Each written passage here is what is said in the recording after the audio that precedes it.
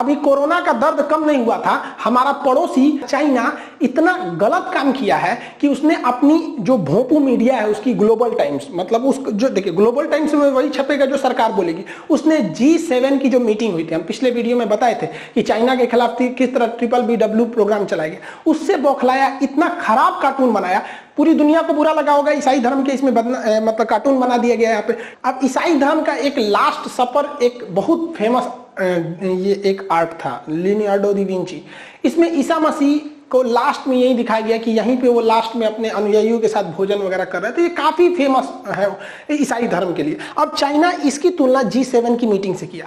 अब इसमें उसने क्या किया कि लास्ट सपर का सेम वो लगाया और यहाँ बीच में अमेरिका को बैठाया। हम आपको बताए थे कि अमेरिका ही इसकी अगुवाई कर रहा है, जो BBW प्रोग्राम में, जिसमें भारत भी को भी शामिल करने की बात की गई। अब अमेरिका को बैठाया, इसके बगल में जापान को कुत्ता बना के बैठा दिया, इधर ब्रिटेन को बनाया, कनाडा को, किसको बनाया, फ्रांस वगैरह को, इससे बहस नहीं है। लेकिन भारत को इसने स्टेबल पे नहीं बैठाया, क्योंकि हम आपको कल के वीडियो में बताए थे कि G7 का भारत परमानेंट मेंबर नहीं है, वो पर्यवेक्षक है, उसमें शामिल होता है। तो देखिए भारत को उसने हाथी का शक्ल दिया और यहां नीचे बैठाया जमीन पर, क्योंकि भारतीय अर्थव्यवस्था को हाथी से तुलना किया जाता है, क्योंकि हमारी इकोनॉमी बहुत बड़ी है बट हाथी की तरह धीमे धीमे चलती है। तो इस चोट्टे ने हाथी का शक्ल दिया। यहाँ पर हम आपको जूम करके दिखाते हैं, आपका खून खोल जाएगा। देखिए इस हरामीपन को, इसको ये हम जूम करते हैं। इन लोगों के साथ क्या किया, ये इनके देश का मैटर, इनको मुर्गा बनाया, किसी को भालू सियार बनाया, वो अलग मैटर। हमारे देश को देखिए, हमें हाथी से कोई ऐतराज नहीं है, गजराज से हमें।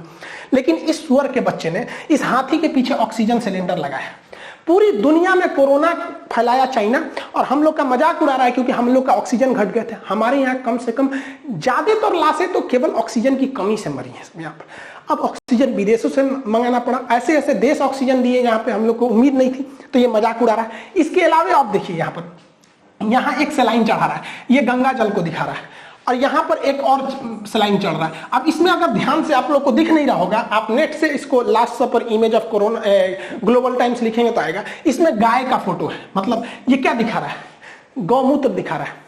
और जब हरामीपन कर, भारत में हिंदू की आस्था है, ज्यादातर मेजोरिटी यहाँ है, वो गोमूत्र कोई प्यास बुझाने के लिए नहीं पूछते हैं, उनकी आस्था है किसी के में उसमें नहीं जाना चाहिए, इससे सेंटिमेंट्स हर्ट होते हैं। अब यहाँ गंगा जल चढ़ा रहा है। अरे भाई साहब, हमारे यहाँ आस्था है, कोई गंगा जल में विश्वास करता है तो कोई आबे जमजम में विश्वास करता है। तो इस तरह का मजाक, वो भी वो देश जो कोरोना फैलाया पूरी दुनिया में, उस हरामी के बच्चे ने दिखाया कि इस तरह की मीटिंग से कुछ होने वाला नहीं है चाइना को।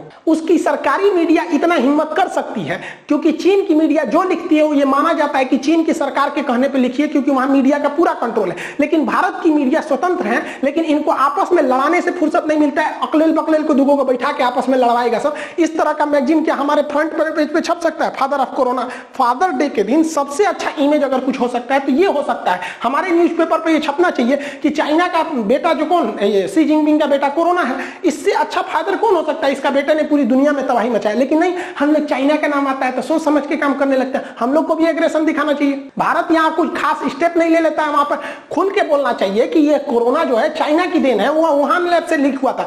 जब श्रीलंका में हो रहे अत्याचार की जांच LTT के खिलाफ यूएनओ में हो सकता है, आतंकवाद के खिलाफ जांच यूएनओ में हो सकता है, हमास इजराइल का मामला, इजराइल ने कितने रॉकेट मारे, कितने मिसाइल मारे, इसकी जांच अगर यूएनओ में हो सकती है तो बताइए कोरोना की वजह से चाइना ने इतना कोरोना फैलाया, लाखों करोड़ों लोग की जान गई, इसकी जांच क्यों नहीं होगी यूएनओ में? और अगर यूएनओ जांच नहीं कर सकता तो भाड़ में जाए साला, यूएनओ किस काम का है? यहाँ हमारे यहाँ लाशें बिछ गई, और हम लोग के किसी भारत के किसी बड़े नेता को आप नहीं देखे होंगे जो खुल के चाइना का विरोध किया होगा। चाइना हर जगह अपना दादागिरी दिखा रहा है, वो अमेरिका को कंपीट करना चाह रहा है चाइना, जबकि हमारे यहाँ सॉफ्ट नीति चाइना के प्रति, चाइना के नाम आते एकदम सॉफ्ट नीति हो जाते हैं। ऑस्ट्रेलिया ने कहा जांच होना चाहिए, ब्रिटेन और अमेरिका ने कहा जांच होना चाहिए। कभी सुने भारत के किसी बड़े पद पर हमारे प्रधानमंत्री को ये आलोचना करते हुए कि ये खुल के बोलते हुए कि वुहान लैब से निकला? इसमें क्या डर रहा है भाई?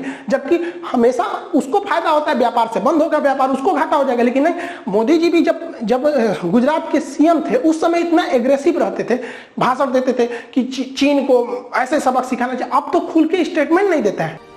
हमारी सीमा पर चाइना घुस गया, जब उसकी बड़ी टेंशन थी, चर्चा थी, उस समय और उसी इश्यू को लेकर के हमारे फॉरेन मिनिस्टर चाइना गए। चाइना जाके क्या बोले? And he made statement that he likes Beijing so much that he wants to stay there. ये हिंदुस्तान के फॉरेन मिनिस्टर के पराक्रम है। चाइना आपके यहाँ घुस जा रहा है, आप बातचीत करने के लिए गए हैं और वहां कहते मुझे बीजिंग इतना अच्छा लगा, मैं वहीं रह जाऊं। क्या मेरे देश का विदेश मंत्री बीजिंग की आरती उतारेगा क्या? हम लोग मर रहे हैं, कितने लोगों, गंगा में लाशें बह रही हैं चीन की वजह से। कोरोना हम लोग की देन थोड़ी है। शुरुआत में ही चोट्टा बोल देता अगर वो 2019 में ही कि ये ह्यूमन टू ह्यूमन फैल रहा है तो हम लोग बैन लगा देते लोग चाइना के ट्रेवल पर, लेकिन नहीं। और हम लोग एकदम आराम से चाइना नाराज ना हो रहा, चोट्टा कहीं का। उसको ट्विटर पे पूरा दुनिया को तो हम कहते हैं कि चाइना को मतलब एक सबक सिखाना चाहिए, फाइन लगाना चाहिए, साला इतना जान गया है वहां पे चाइना से। आप बताइए क्या भारत सरकार को एग्रेशन लेना चाहिए कि नहीं लेना चाहिए? एकदम कड़े नीति की जरूरत है कि उससे तो हमें फायदा है ना। उधर साला गलवान घाटी में घुस रहा है, अरुणाचल प्रदेश में घुस रहा है, उसके बाद पूरी दुनिया में हम लोग का मजाक बना रहा है। इस तरह से भारत का मजाक उड़ा दिया गया। इस पर ट्विटर पे ट्रेंड नहीं किया जाएगा, रिपोर्ट ऑन चाइना वगैरह, इस पर नहीं ट्रेंड होगा। यहाँ पर हम तो कहते हैं इस पे भी धज्जी उड़ाना चाहिए ताकि पूरी दुनिया से ये ट्रेंड होना चाहिए कि चाइना को उसकी समझ में आए। चाइना में ट्विटर वगैरह नहीं चलता है क्योंकि उसको पता है कि अगर चाइना ट्विटर फेसबुक चालू कर दिया तो वहां के लोग जो बहुत खुश होते हैं उनको समझ में आ जाएगा कि आजादी क्या होती है। जैकमा थोड़ा सा बात बोले थे कि चाइना की सरकार मतलब बहुत स्ट्रिक्ट होती है। जैकमा को गायब कर दिया ससुरा, कहां चल गए? जैकमा अली बाबा के एशिया के सबसे अमीर आदमी बनते थे। हमारे यहाँ ऐसा आजादी थोड़ी है। हमारे यहाँ कोई मर्यादा में रह के प्रधानमंत्री से लेकर कुछ भी बोल सकते हैं। यही तो भारत का लोकतंत्र है। हवाई चप्पल पे चलने वाला आदमी हवाई जहाज में घूमने वाला प्रधानमंत्री को बोलता है हाँ आप मर्यादा में रह के कुछ भी बोलेंगे, कोई कुछ नहीं कर सकता है। अब क्या है कि एकदम अंध विरोधी बन जाइए या तो अंधभक्त बन जाइए। अंधभक्त बनिए तो कुछ कमी न सुनाई दे, अंध विरोधी बनिए तो दिन रात गरियाबे कीजिए। ऐसा भी नहीं होना चाहिए। लेकिन हाँ चाइना को उसका सबक सिखाना जरूरी है क्योंकि अब पानी सर से ऊपर चला गया। उस हरामी के बच्चे ने पूरी इकोनॉमी चौपट कर दिया।